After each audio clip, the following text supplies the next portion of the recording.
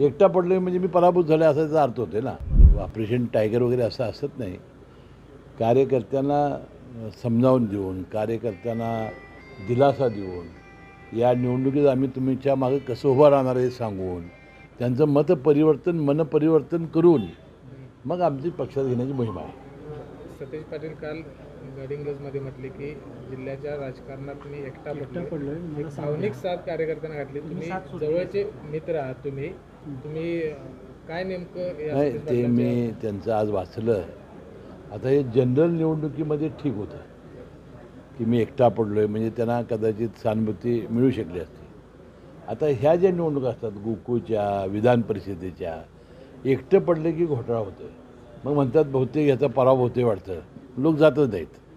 मला वाटतं त्यांच्याकडून ही अपेक्षा नाही. त्यांनी लढाई केली पाहिजे आणि मी विजयी होणार असंच सांगितलं पाहिजे. एकटा पडलोय म्हणजे मी पराभूत झाले असा त्याचा अर्थ होते ना. मग जाणार कोण मतदार? गोकुळचे हे मतदार हे ठराविक आहेत, ते फार हुशार आहेत. आता एकटाच असेल तर मग जायचं कशाला इकडं विधान परिषदेला. मी एकटाच पडले मग ह्या काय उपयोगच नाही असं होईल ना ते. पण साहेब ते असंही म्हणाले की समविचारी लोकांना सोबत घेऊन काम करायचं. तर ठीक आहे ना. हे बघा, राजकारणामध्ये आता त्यांची महाविकास आघाडी आहे, आमची महायुती आहे, आपापले सगळे पक्ष घेऊन आम्ही लढणार.